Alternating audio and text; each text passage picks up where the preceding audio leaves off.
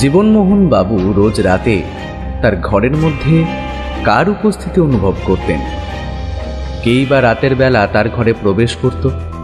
তার উদ্দেশ্যই বা কি? হঠাৎ করে কেনই বা খুন হতে হয় জীবনমোহন বাবুকে? নিখিলেশ কি পারবে এই সকল রহস্যের সমাধান করতে? এই সকল প্রশ্নের উত্তর পাবেন আজকের এই গল্পে। সকালটা আজ সুন্দরভাবেই শুরু হয়েছিল। সকালে খুব তাড়াতাড়ি ঘুমটা ভেঙে যাওয়ায় আমি নিজেই ব্যালকনির কাছে গিয়ে বেশ কিছুক্ষণ দাঁড়িয়েছিলাম।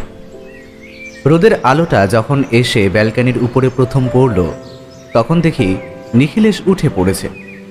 তা আমায় ব্যালকনিতে দাঁড়িয়ে থাকতে দেখে এসে বলল, কি ব্যাপার, আজ এত সকাল সকাল উঠে পড়লে যে?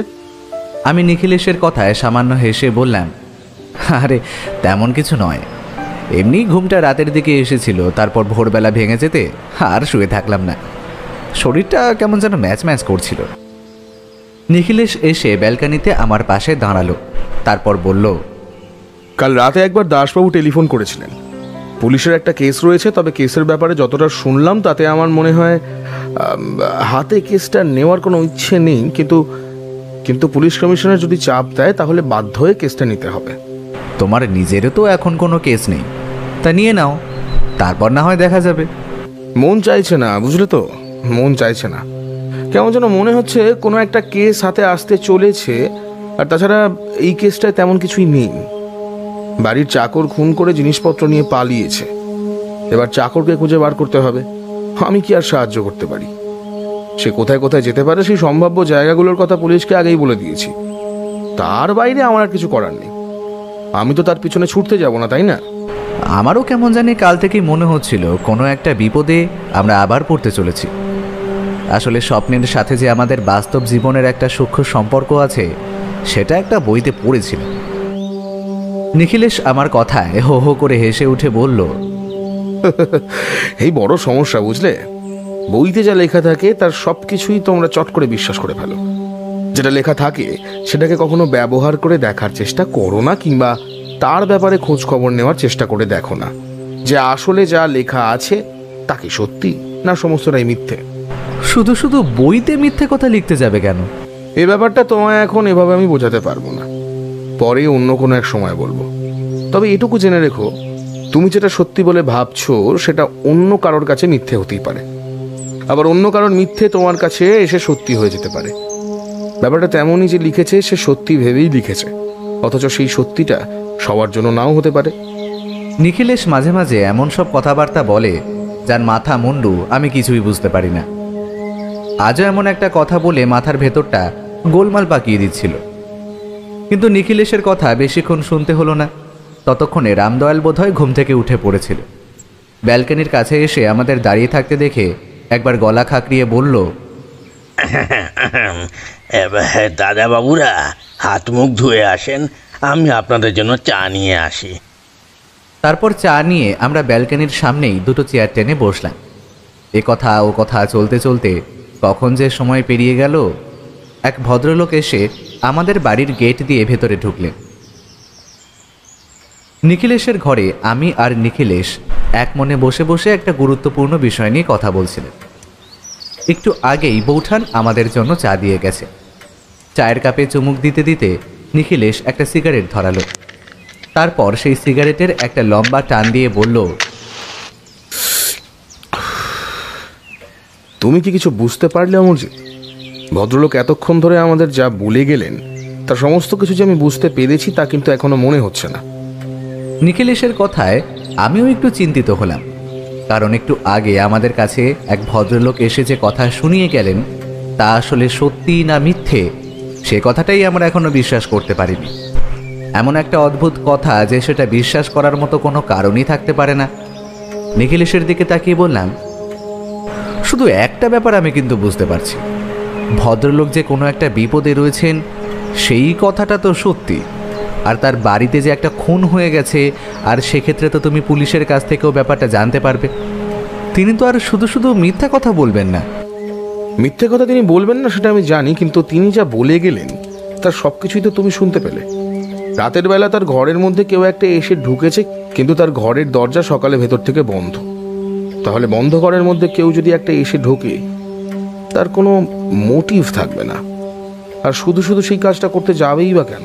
আরও একটা ব্যাপার, যে ভদ্রলোক মারা গেছেন সে কিন্তু ওই বাড়িতে ওই ঘরেই ছিলেন যে ঘরে এই ভদ্রলোক থাকেন। কিন্তু কেসটা কিছুতেই মাথায় ঢুকছে না নিখিলেশ।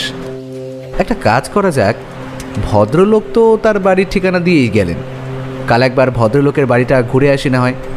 টেলিফোন নাম্বার তো তোমার কাছে রয়েছে। নিখিলেশ হাতের সিগারেটটা শেষ করলো।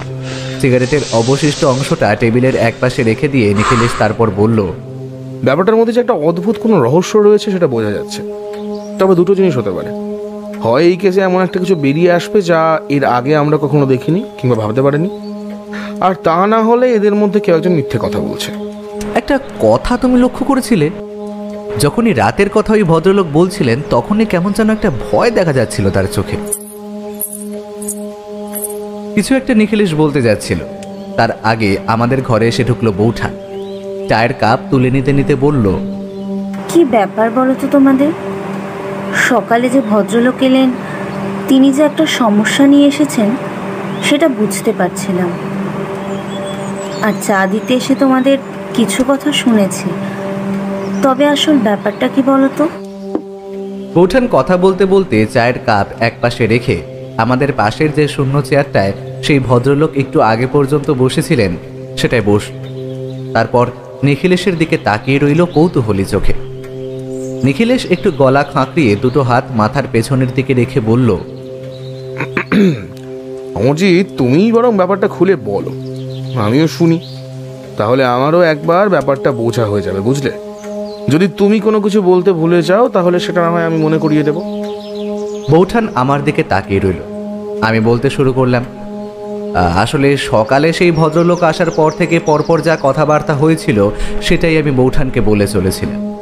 পাঠকের সুবিধার জন্য আমি ব্যাপারটা এখানে লিখে রাখছি। সকালে ভদ্রলোক যখন এলেন তখন আমরা ব্যালকনিতে দাঁড়িয়ে রয়েছি। তিনি নিচ থেকে আমাদের দুজনকে দেখতে পেয়ে আমাদের উদ্দেশ্য করেই বললেন, আচ্ছা, এইটা নিখিলেশবাবুর বাড়ি তো? ওই গোয়েন্দা নিখিলেশ রায়? আপনি ঠিক বাড়িতেই এসেছেন মিস্টার। মনে হচ্ছে আপনি নিখিলেশবাবুই। আমি যদি ভুল না করি, আর আপনার পাশের ওইজন আপনার সহকারী বন্ধু অমরজিৎ বাবু, তাই না? নিখিলেশ আর কিছুই বলল না, তার বদলে বলে উঠল, হ্যাঁ, আপনি ঠিক বাড়িতেই এসেছেন। একটা কাজ করুন, আপনি নিচের দরজা খোলা রয়েছে, সেখান থেকে চলে আসুন। দেখবেন নিচে একটা লোক রয়েছে, তাকে বলে আসবেন আপনার জন্য এক কাপ চা ওপরে পাঠিয়ে দিতে। ভদ্রলোক নিচের দিক দিয়ে ভেতরে ঢুকতেই নিখিলেশ বলে উঠল, অমরজিৎ, তোমায় বলেছিলাম না, আমার কেমন যেন মনে হচ্ছে হাতে একটা কেস আসতে চলেছে, আর এটাই বোধ হয় সেই কেসটা। তাহলে তোমার হাতে আবার কেস এসেই গেল? হ্যাঁ নিখিলেশ, চলো ঘরে গিয়ে বসি। কিন্তু ভদ্রলোক এত সকাল সকাল এলেন কি করে? ভদ্রলোক পায়ে হেঁটে এসেছেন, তার মানে ভদ্রলোক কাছাকাছি কোথাও থেকে ভোরবেলা বেরিয়ে পড়েছেন। আমরা আজ অনেক সকালে উঠেছি, তার মানে ভদ্রলোককে আরও সকালে উঠতে হয়েছে। এর দুটো মানে হতে পারে, তিনি আমার বাড়িতে আসার জন্য শেষ রাত্রের দিকে বেরিয়ে পড়েছেন, আর না হলে তিনি কাছাকাছি কোথাও থাকেন। কাছাকাছি কোথাও থাকলেও আমাদের বাড়িটা যে ঠিকভাবে তিনি চেনেন না সেটা কিন্তু মনে হচ্ছে। ওই কারণেই প্রথম সম্ভাবনাটার কথা বললাম। এখন চলো, ভদ্রলোকের কাছ থেকে না হয় সব কিছু জানা যাক। আমরা নিখিলেশের ঘরে এসে বসতে একটু পরেই রামদয়াল জীবনমোহন বাবুকে নিয়ে আমাদের ঘরের সামনে এসে দাঁড়াতেই নিখিলেশ বলে উঠল, রামদয়াল, ওনাকে ভেতরে আসতে দাও, আর তুমি গিয়ে এক কাপ চা নিয়ে এসো। জীবনমোহন বাবু, ভেতরে এসে বসুন। জীবনমোহন বাবু ঘরের পর্দা ঠেলে যখন ভেতরে ঢুকলেন তখন তাকে প্রথমবার ভালোভাবে দেখতে পেলাম। তার পরনে একটা সাদা রঙের পাঞ্জাবি, নিচের দিকে সাদা রঙের ধুতি, তার চোখে একটা চশমা। সেই চশমাটা তার দুটো উজ্জ্বল চোখকে যেন আরেকটু উজ্জ্বল করে চলেছে। তবে সেই উজ্জ্বল চোখের তলায় কিন্তু গাঢ় রঙের কালি। তার চোখের কালি দেখে মনে হচ্ছিল ভদ্রলোক যেন বেশ কয়েকদিন ভালোভাবে ঘুমোতে পারেননি কোনো একটা কারণে। নিখিলেশের সাথে থাকতে থাকতে তার এমন ছোট ছোট ব্যাপারগুলো লক্ষ্য করতে আমি শিখে গিয়েছি। ভদ্রলোক যখন ভেতরে এসে নমস্কার করে চেয়ারের উপরে বসে নিজের চশমাটা খুলে রাখলেন তখন প্রথমেই তার চোখের কালিটা ভালো করে লক্ষ্য করলাম। ভদ্রলোকের বয়স মাঝ বয়সের চেয়ে সামান্য বেশিই হবে। ভদ্রলোক বললেন, নিখিলেশবাবু, আপনার কাছে আমি একটা অদ্ভুত সমস্যা নিয়ে এসেছি। জানি না আপনি আমার কথাগুলো কিভাবে নেবেন। আপনারও হয়তো মনে হতে পারে আমার চোখের ভুল কিংবা আমার মাথা খারাপ হয়ে যাচ্ছে, কিন্তু আপনার কাছে সবটা না বলে আমি ঠিক শান্ত হতে পারছি না। আপনার কোনো চিন্তা নেই, আপনি আপনার সমস্ত কথাই বলতে পারেন। আমি আপনার মনের ভুল কিংবা মাথা খারাপের কথা ভাববো না। আপনার যা যা বলার আছে আপনি অমরজিতের সামনেই বলতে পারেন। এরপরেই সেই ভদ্রলোক তার অদ্ভুত সমস্যার কথা বলা শুরু করলেন। ঠিকই আন্দাজ করেছিলেন, ভদ্রলোকের বাড়ি এখানে নয়, তবে এখানে তার চেনা ভদ্রলোক রয়েছেন, তার কাছেই তিনি এসেছেন। নিখিলেশের সাথে দেখা করার জন্যই তিনি কাল বিকেলে এখানে এসে পৌঁছেছেন, অথচ কোনো একটা কারণে নিখিলেশের কাছে আসতে পারেনি, তাই আজ সকাল সকাল চলে এসেছে। এভাবে নিজের সমস্ত কথা বলে তিনি আসল কথাটা বলতে শুরু করলেন। নিখিলেশবাবু, আমি জীবনমোহন সামন্ত, আসছি সেই সোনারপুরের কাছ থেকে। আমার এক চেনা মানুষের বাড়ি এখানেই কাছাকাছি রয়েছে। কাল রাতেই আমি তার বাড়িতে এসেছি, তবে ঠিক ঘোরার জন্য কিন্তু আমি এখানে আসিনি। আমি আসলে এসেছিলাম আপনার সাথেই দেখা করতে। তাহলে আজ এত সকালে এলেন কেন? দেরিতে আসলে তো সমস্যা ছিল না। আসলে ব্যবসার কাজ তো নিখিলেশবাবু, জমির ধান তোলার পর সেই ধান বিক্রি করা, এদিকে পাঠানো, তারপর আরও অনেক ঝক্কি। আজকের মধ্যেই আমায় বাড়ি ফিরতে হবে, বিকেলের মধ্যেই যেতে চাই, তাই তাড়াতাড়ি চলে এলাম। বেশ, তাহলে আর সময় নষ্ট করতে হবে না আপনাকে। আপনি বলুন আপনার আসল সমস্যাটা কি? জীবনমোহন বাবু বেশ কিছুক্ষণ চুপ করে থেকে একদম ভয় পাওয়া চোখে বলে উঠলেন, আমার ঘরে রাতের বেলা কেউ একটা এসে ঢুকছে নিখিলেশবাবু। রাতের বেলা আমি ঘুমোলেই কেউ আমার ঘরে এসে ঢোকে। প্রায় অনেক রাত পর্যন্ত ওইভাবে ঘরের মধ্যে কেউ একটা ঘুরে বেড়ায় নিখিলেশবাবু। তারপর কখন যে ঘর থেকে চলে যায় আমি তার কিছুই বুঝতে পারি না। ভদ্রলোকের কথায় আমি আর নিখিলেশ দুজনেই অবাক হলাম, কিন্তু নিখিলেশের মুখে কিন্তু সেই ভাবটা ফুটে উঠল না। সে একটু চিন্তিত হয়ে বলল, আচ্ছা জীবনমোহন বাবু, একটা কথা বলুন তো, আপনি যখন রাতে ঘুমোতে যান তখন কি আপনার ঘরের দরজা ভেতর থেকে বন্ধ থাকে? হ্যাঁ নিখিলেশবাবু, আমি নিজের হাতে দরজা ভিতর থেকে বন্ধ করে দিই।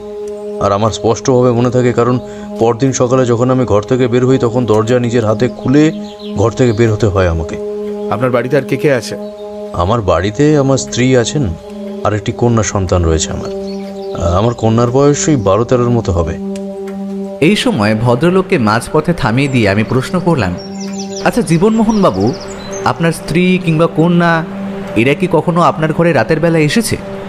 মানে আপনি যখন বুঝতে পারেন আপনার ঘরে কেউ রয়েছে তখন আপনি নিশ্চয়ই চিৎকার করেন। আসলে অনেক রাত পর্যন্ত আমায় কাজকর্ম করতে হয়, তারপর সে কাজ সেরে যখন আমি ঘুমোতে যাই তখন আর হুঁশ থাকে না। ঘুমের মধ্যে আমি বুঝতে পারি আমার ঘরে কেউ যেন ঢুকেছে, কিন্তু উঠে যে তাকে দেখবো কিংবা অন্য কিছু করব সে অবস্থা আমার আর থাকে না। আসলে আমার ঘুমটা বেশ গভীর কিনা, কিন্তু কেউ যে একটা চাপার সাথে কথা বলছে কিংবা আমার ঘরে আশেপাশে ঘুরে বেড়াচ্ছে সেটা আমি কিন্তু বুঝতে পারি। জীবনমোহন বাবুর কথাটা কেমন যেন অদ্ভুত শোনালো। নিখিলেশ চারিদিকে তাকিয়ে বলল, জীবনমোহন বাবু, একটা কথা আমায় বলুন, আপনি ঘুমের ঘরে কোনো স্বপ্ন দেখে এমনটা ভাবেননি তো? মানে অনেক সময় তো হতেই পারে আমরা ঘুমের ঘরে এমন কিছু দেখি যেটা মনে হয় আমরা সত্যি সত্যিই দেখেছি। জীবনমোহন বাবুর গলায় কেমন যেন একটা স্বর ভেসে এলো। তিনি একটু উত্তেজিত হয়ে বললেন, না না নিখিলেশবাবু, আমি স্বপ্ন দেখিনি, আমি ভুল দেখিনি। যদি স্বপ্ন হয় তাহলে সেটা একদিন হতো, পরপর কয়েকদিন এমনটা হয় কি করে?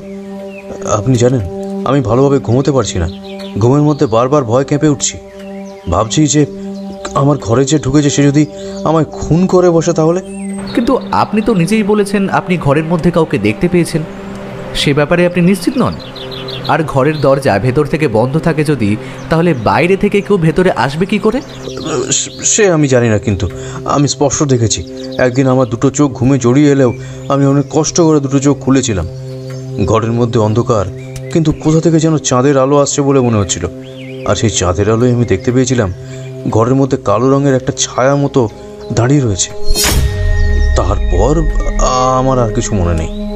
নিখিলেশ মুখের সামনে দুটো হাত জড়ো করে বেশ কিছুক্ষণ কি যেন ভাবল। তারপর কিছু একটা বলতে গিয়েও থেমে গিয়ে প্রসঙ্গ বদলে বলল, আচ্ছা জীবনমোহন বাবু, আপনার কি মনে হয় আপনার কোনো শত্রু আছে? কেউ আপনাকে ভয় দেখিয়ে কোনো কিছু হাসিল করতে চাইছে, এমন কিছু কি হতে পারে? শত্রু যে একদম নেই সে কথা বলবো না নিখিলেশবাবু।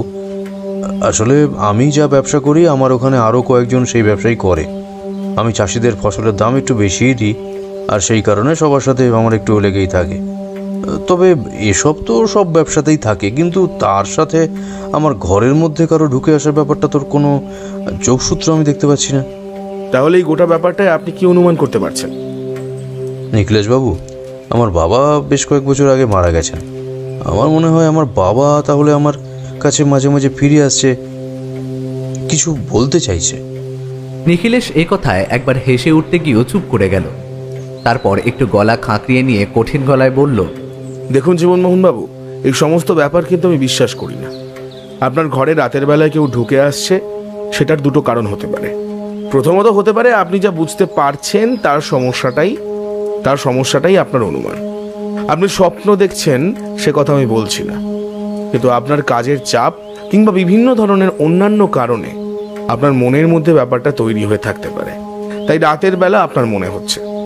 আরও একটা কারণ হতে পারে, আপনার ঘরে রাতের বেলা সত্যি কেউ ঢুকে পড়েছে, তবে আপনার দরজা যখন ভেতর থেকে বন্ধ আছে, তাহলে সে নিশ্চয়ই কোন পথে ঘরের ভেতরে এসেছে, আর তার পিছনে নিশ্চয়ই কোনো একটা কারণ আছে। সেই কারণটা আপনাকে খুঁজে বার করতে হবে। এখন আপনি আমায় বলুন, আপনার বাড়িতে কি দামি কিছু রয়েছে, মানে এমন কিছু যেটা খুব দামি যার জন্য বাড়িতে চোর আসতে পারে?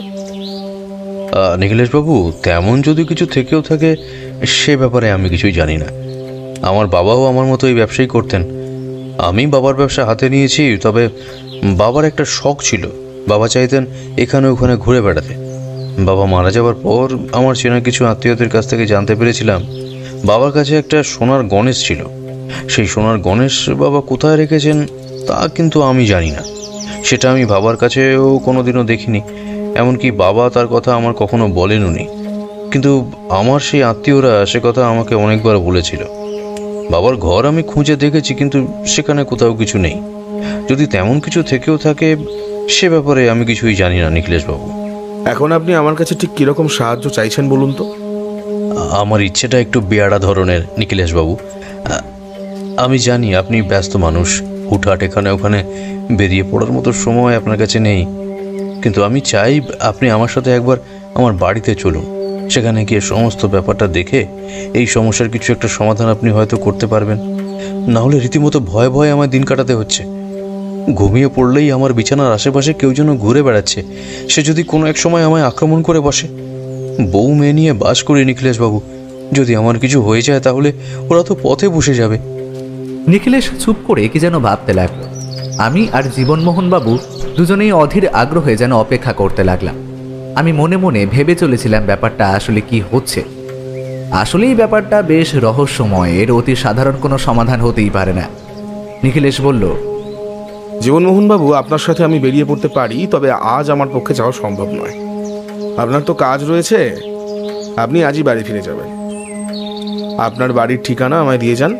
আশা করছি সেখানে আপনার সাথে টেলিফোনে যোগাযোগ করার সুযোগ হবে না। আপনার ঠিকানা মতো আমি আপনার বাড়িতে পৌঁছে যাব। তবে এখানে আপনি যার বাড়িতে আছেন তার টেলিফোন নাম্বারটা আমায় দিয়ে যাবেন। জীবনমোহন বাবুর ফ্যাকাশে মুখে যেন সামান্য হাসি ফুটে উঠল। তিনি একটু উত্তেজিত হয়ে বললেন, হ্যাঁ সত্যি নিখিলেশবাবু, আপনি আমার বাড়িতে যাবেন? তাহলে তো আমার কোনো চিন্তাই থাকে না। আপনি একবার গিয়ে পৌঁছলে আমি যে কতটা চিন্তামুক্ত হব তা আপনি বুঝতে পারছেন না নিখিলেশবাবু। কিন্তু আমি কিন্তু আপনার অপেক্ষায় থাকবো নিখিলেশবাবু, কেমন? বাড়ি ফিরে আপনাকে কয়েকটা কাজ করতে হবে। একবার আপনার বাবার ঘরে ভালো করে খুঁজে দেখবেন সেই সোনার গণেশ মূর্তিটা কোথায় পাওয়া যায় নাকি। তাছাড়া ব্যবসাপত্র যখন আপনার বাবা নিজেও করতো, তার মানে নিশ্চয়ই তার কাছে খাতাপত্র কিছু রয়েছে। সেই সমস্ততে হিসেবপত্রের পাশাপাশি আর কিছু লেখা আছে। যদি লেখা থাকে সেগুলো একবার ভালো করে খুঁটিয়ে দেখবেন। আশা রাখি আপনার বাড়িতেই সেই সোনার মূর্তি কোথাও আছে, কিংবা তিনি সেটা কাউকে দিয়ে গিয়েছেন। আমার কেন জানি না মনে হচ্ছে সমস্ত কিছুর সাথে সোনার মূর্তিটার একটা সম্পর্ক রয়েছে।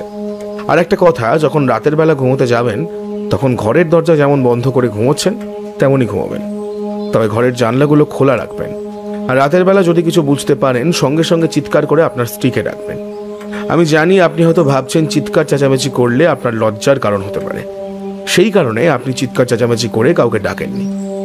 তবে ব্যাপারটা ঠিক নয়, কিন্তু আপনার বিপদ রয়েছে। জীবনমোহনবাবু নিখিলেশের কথায় কেমন যেন একটু থতমত খেলেন প্রথমে, তারপরে বললেন, না, আপনি আমার কথায় যে বিশ্বাস করেছেন সেটাই তো অনেক। সত্যি বলতে আমার স্ত্রী কিন্তু আমার কথা ভালোভাবে বিশ্বাস করেনি, অথচ আমি মিথ্যে কথা বলছি না। মিথ্যে কথা বলে আমার কি লাভ হবে বলুন তো? সমস্যাটা কোথায় বলুন তো জীবনমোহন বাবু? আপনার ঘরের দরজা ভিতর থেকে বন্ধ রয়েছে, সেটাই আসল সমস্যা। দরজা না খুলে কেউ ভিতরে আসছে, এটা সহজে মেনে নেওয়া যায় না, কিন্তু আমার মনে হচ্ছে ব্যাপারটা অন্য কিছু রয়েছে। জীবনমোহনবাবু কেমন যেন নিশ্চিন্ত হয়েছিলেন। তিনি উঠে দাঁড়িয়ে আমাদের নমস্কার করে দরজা পর্যন্ত এগিয়ে এলেন। তারপর নিখিলেশ হঠাৎ তাকে পেছন থেকে ডেকে বলে উঠল, আচ্ছা জীবনবাবু, আপনি যখন ঘরের মধ্যে কাউকে দেখতে পান কিংবা বুঝতে পারেন, তার আগে কি আপনি কোনো গন্ধ পান? খুব সামান্য কিছুর একটা গন্ধ বা কোনো মিষ্টি গন্ধ? আর একটা কথা, যখন আপনি তাকে দেখতে পান তখন আপনার মনে হয় না যে বিছানা থেকে উঠে গিয়ে তাকে কিছু বলেন কিংবা ধরার চেষ্টা করেন? সেটাই তো বুঝতে পারছি না নিখিলেশ বাবু। আমার কেমন যেন বিছানা থেকে আর উঠতে ইচ্ছে করে না। চোখ অতি কষ্টে খুলে রাখি, কিন্তু গভীর একটা ঘুম যেন আমায় চেপে ধরে। চিৎকার যে করব, গলা থেকে কোনো শব্দই যে বেরিয়ে আসতে চায় না। আর গন্ধ মনে হয় একটা পাই, কিন্তু ভালোভাবে বুঝতে পারি না। কিন্তু আপনি কি করে গন্ধের কথাটা বললেন নিখিলেশ বাবু? নিখিলেশ তার কথার কোনো উত্তর দিল না, তার বদলে অন্য একটা কথা বলে বসলো আবার। জানলাটা খোলা রেখে ঘুমাবেন। জানলাটা খোলা রাখলে আমার মনে হয় আপনারই ভালো। আপনি জানলা বন্ধ করে ঘুমান, তাই না? জীবনমোহনবাবু হতবাকের মতো মাথা নেড়ে সম্মতি জানালেন। নিখিলেশ আবার বলল, মনে করে জানলা খোলা রেখে ঘুমাবেন। আর ঘরের মধ্যে প্রবেশ করার জন্য কোনো রাস্তা আছে নাকি সেটা বোঝার চেষ্টা করুন। আপনার বাড়িটা কি বেশ পুরনো? আপনার ঠাকুরদার আমলে তৈরি? নিখিলেশ যা যা বলে চলেছিল তার সবকিছুই যেন মিলে যাচ্ছিল অপ্রত্যাশিতভাবে। জীবনমোহনবাবুর হতবাক হওয়ার পালা শেষ হতেই তিনি বেরিয়ে চলে গেলেন। যাওয়ার আগে আরও একবার নিখিলেশকে তার বাড়িতে অবশ্যই যাওয়ার কথা বলে গেলেন। নিখিলেশও বলল যে আমরা অবশ্যই তার বাড়িতে যাব। ভদ্রলোক বাইরে বেরিয়ে যেতে আমি চেয়ারটা টেনে নিয়ে নিখিলেশের দিকে একটু এগিয়ে গেলাম। তারপর বললাম, ব্যাপারটা কি বলো তো এখানে? সমস্ত কিছু শোনার পরে বৌঠান নিজেও একটু অবাক হয়ে বলে উঠলেন, আচ্ছা, তুমি হঠাৎ ও কথা বললে কেন? জানালা খোলা রাখার কথা। জানালা খোলা রাখলে তাতে লাভ কি হবে? নিখিলেশ মুখে কিছু না বলে রহস্যময়ভাবে হাসল। আমি বুঝতে পারলাম এখন আর নিখিলেশ কিছুই বলতে চাইছে না। সে মনে মনে ব্যাপারটা নিয়ে ভাবতে শুরু করেছে, অর্থাৎ কেসটায় কিছু একটা আছে যেটা নিখিলেশকে বেশ ভাবিয়ে তুলেছে। তার সাথে এটাও বুঝতে পারছিলাম নিখিলেশ আর আমায় খুব শিগগিরই গিয়ে পৌঁছতে হবে জীবনমোহন বাবুর বাড়িতে সোনারপুরে। তারপর এই অদ্ভুত রহস্যের একটা সমাধান করার চেষ্টা করতে হবে। কিন্তু এমন একটা অদ্ভুত ব্যাপারের সমাধান হয় বা কি করে? যদি নিখিলেশের কথা মতো সেই ঘরে প্রবেশের কোনো একটা রাস্তা থাকে, সেটা তো জীবনমোহন বাবু নিজেও জানবে, বাইরের কেউ সেটা জানবে কি করে? হঠাৎ করে আমার মাথায় একটা অদ্ভুত সম্ভাবনা দেখা দিল, আর সেটা দেখা দেওয়ার সাথে সাথেই আমি নিখিলেশের দিকে তাকিয়ে বললাম, নিখিলেশ, আমার মনে হয়। আমার কথা শেষ হওয়ার আগেই নিখিলেশ হাত তুলে আমায় থামিয়ে দিয়ে হেসে উঠে বলল, তুমি যা ভেবেছো সেটা আমিও ভেবেছি, কিন্তু সব থেকে বেশি যেটা এখানে প্রয়োজনীয় সেটা হলো মোটিভ, অমরজিৎ। মোটিভ।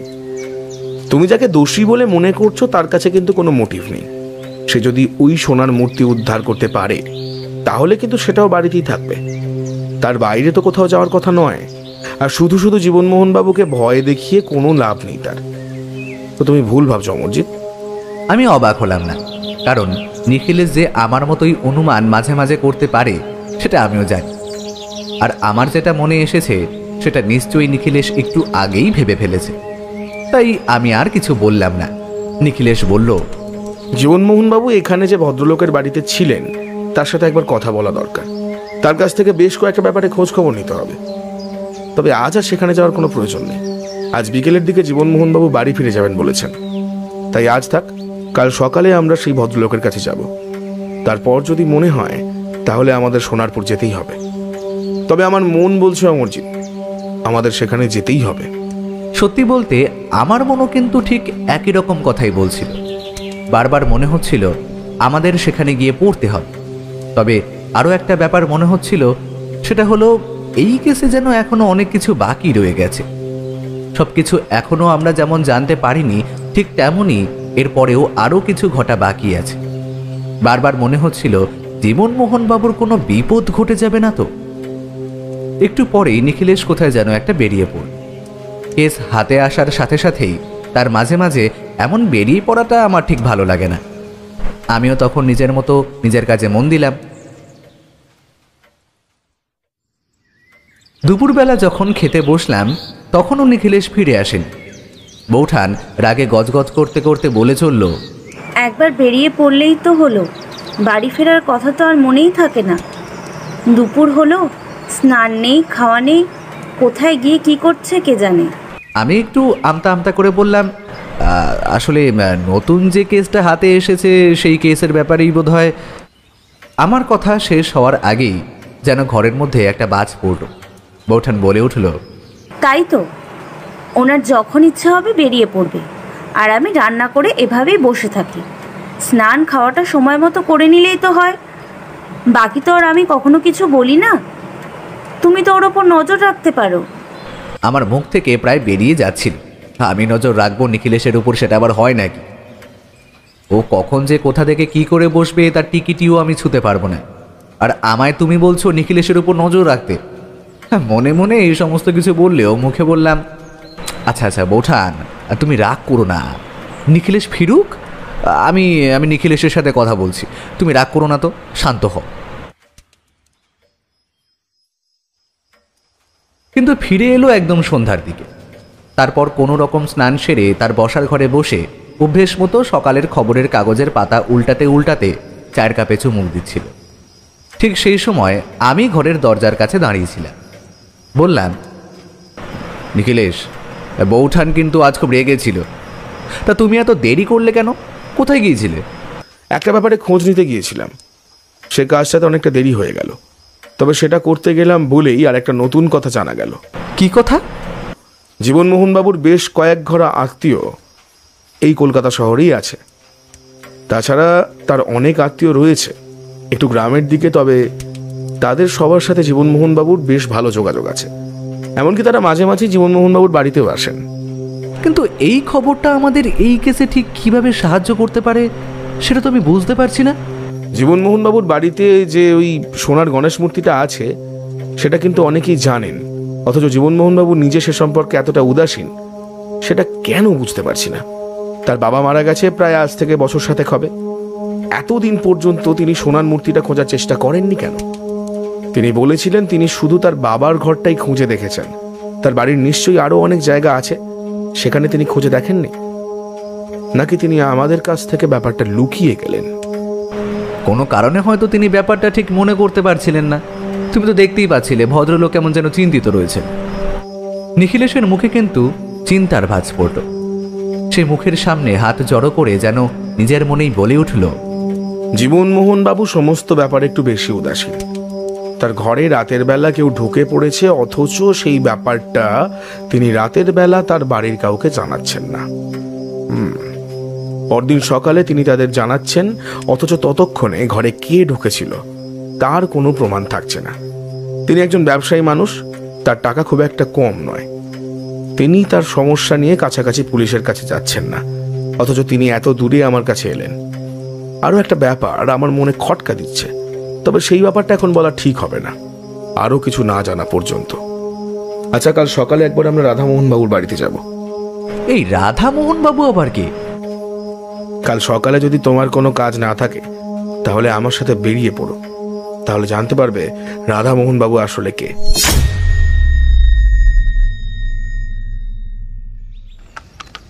পরদিন সকালে সত্যি আমি আর নিখিলেশ বেরিয়ে পড়লাম রাধামোহন বাবুর বাড়ির উদ্দেশ্যে।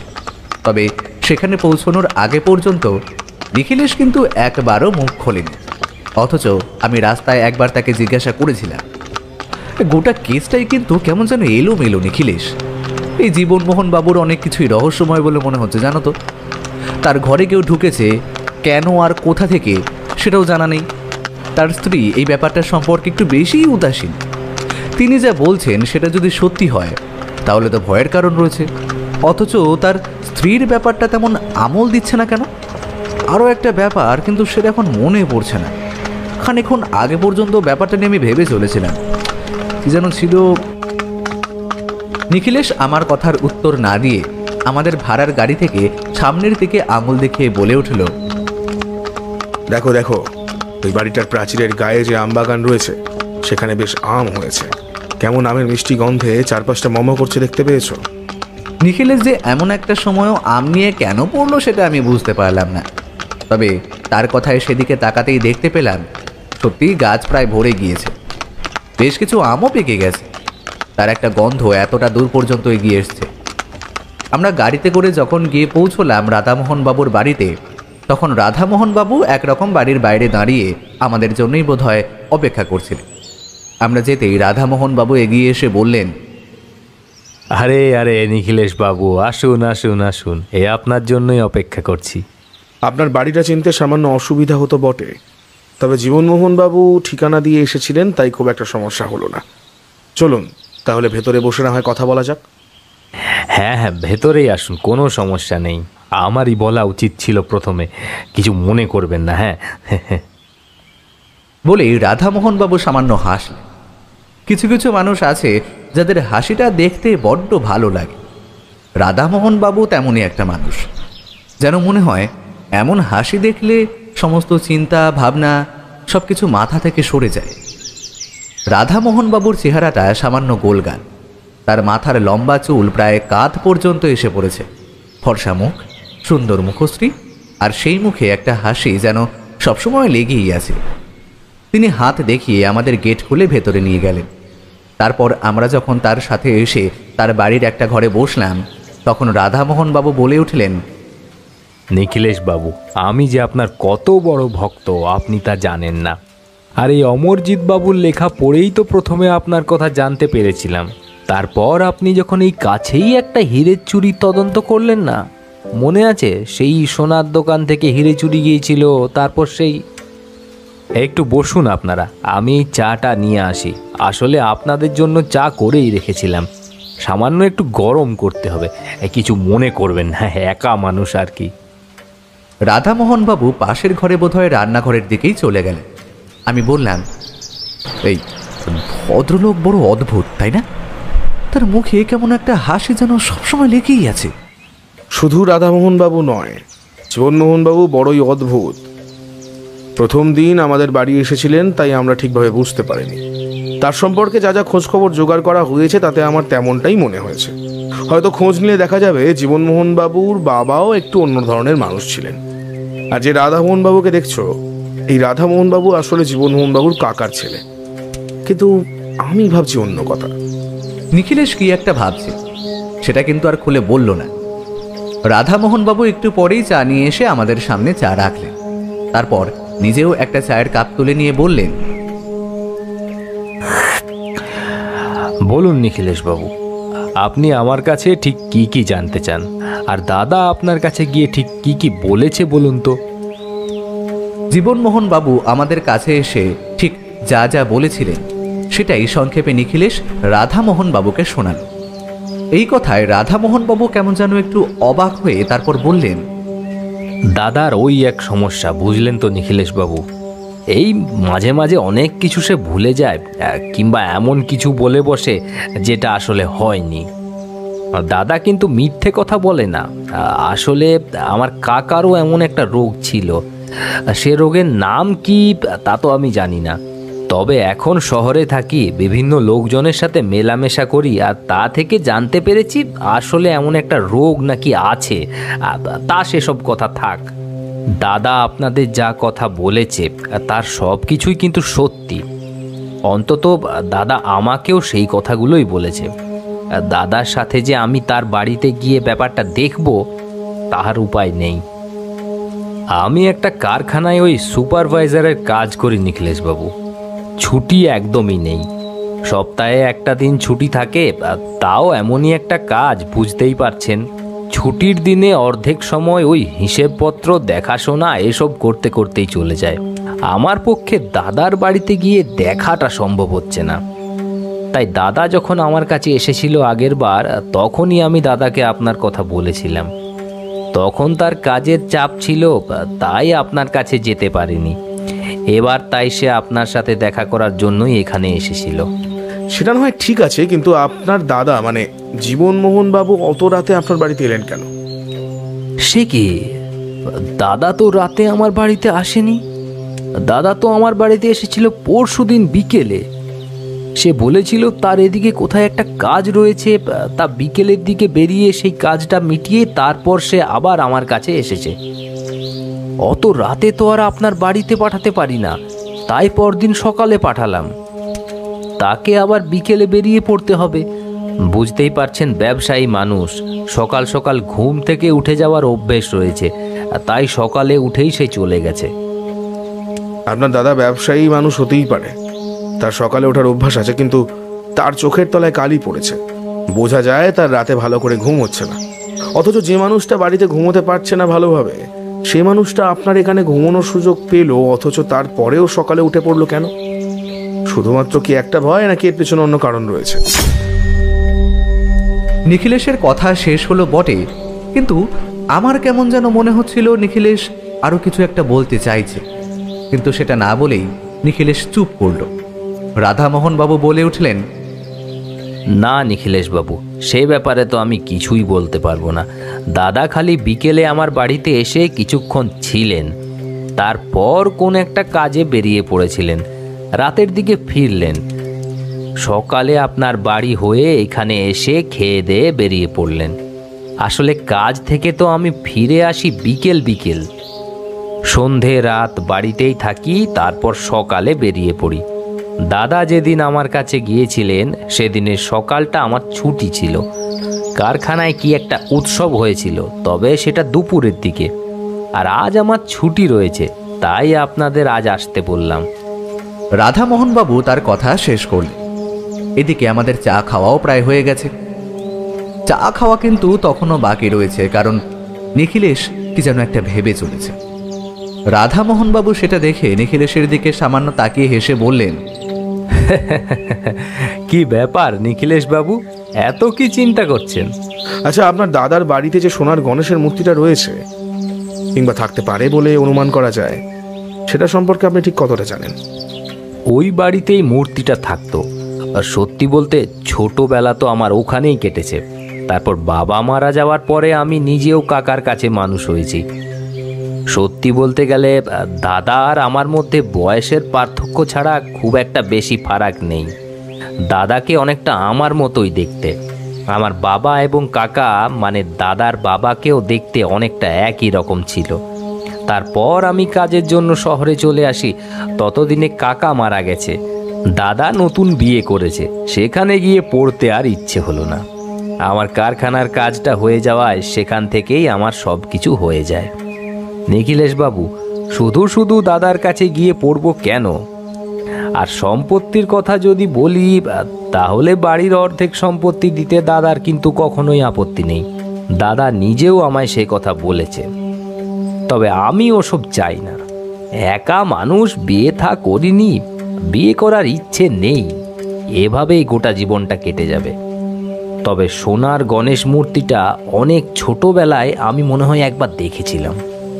আমার বাবা যখন মারা যায় তখন ওই গণেশ মূর্তিটা বাবা কাকাকে দিয়ে গিয়েছিলেন, মানে দাদার বাবাকে। আসলে গণেশ মূর্তিটা কাকা নিজের বলে দাবি করলেও আসলে সেটা কিন্তু আমার বাবা এবং কাকার দুজনের যৌথ সম্পত্তি, অন্তত আমার সেটাই মনে হয়। এসব ব্যাপার নিয়ে বেশি ঘাঁটানোর কখনোই প্রয়োজন হয়নি। শুনতে শুনতে নিখিলেশের কপালে চিন্তার ভাঁজ ফুটে উঠতে লাগল। রাধামোহন বাবুর কথা শেষ হতে নিখিলেশ চায়ের কাপটা তুলে নিয়ে বাকি চাটা শেষ করে কাপটা নিচে রেখে বলে উঠল, এবার হবে রাধামোহন বাবু।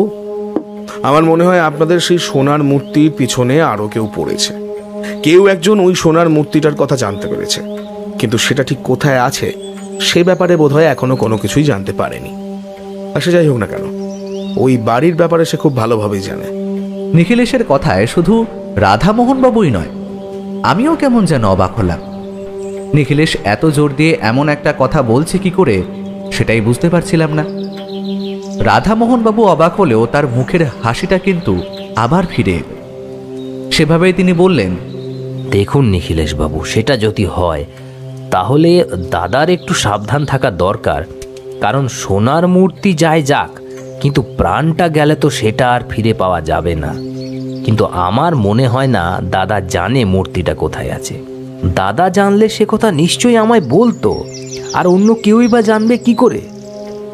নিখিলেশ কঠিন স্বরে বলে উঠল, সেটাই তো আমার কেন জানি না সন্দেহটা প্রবল হচ্ছে। আর আরো একটা কারণ, তবে সেটা এখন বলবো না, সেটা বলার সময় এখনো হয়নি।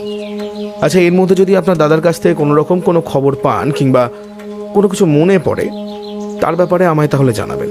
আমার টেলিফোন নম্বর আপনার কাছে রয়েছে। আপনার দাদার সাথে যোগাযোগ করা সম্ভব নয়, একেবারে সোনারপুরে গিয়ে পৌঁছতে হবে। না হলে একটাই ভরসা, চিঠি। তবে সেখানে যাওয়ার আগে আমি 2-1টা কাজ সেরে ফেলতে চাইছি। আশা করছি 1-2 পরে আমরা সোনারপুর যাব। আপনি কি আমাদের সাথে যাবেন? যদি তেমন হয় তাহলে নিশ্চয়ই যেতে তো হবেই নিখিলেশবাবু। তবে চিন্তা করবেন না, আমি আপনাদের সাথে থাকব।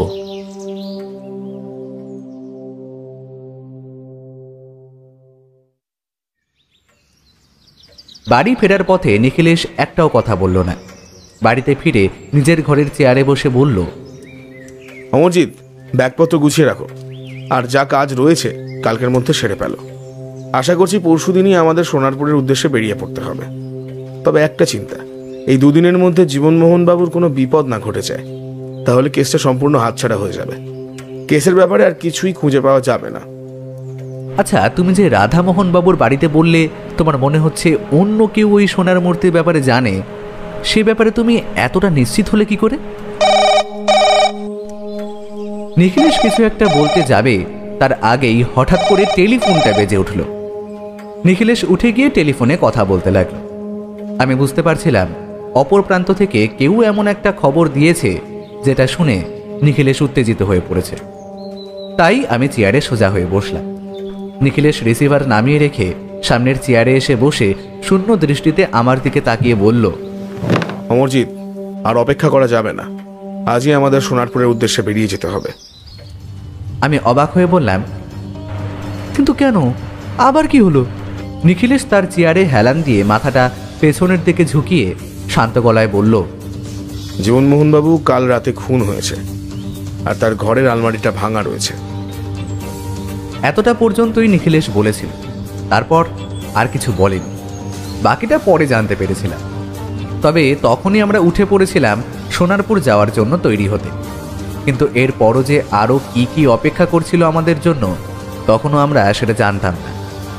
রাধামোহন বাবুর সাথে টেলিফোনে কথা হয়ে গিয়েছিল। তিনি কারখানায় কথা বলে কয়েকদিনের জন্য ছুটি চেয়ে নিয়েছিলেন। তারপর আমরা 3 জন সেদিন বিকেলে গিয়ে পৌঁছলাম শিয়ালদা স্টেশন, আর সেখান থেকে যাত্রা সোনারপুরে।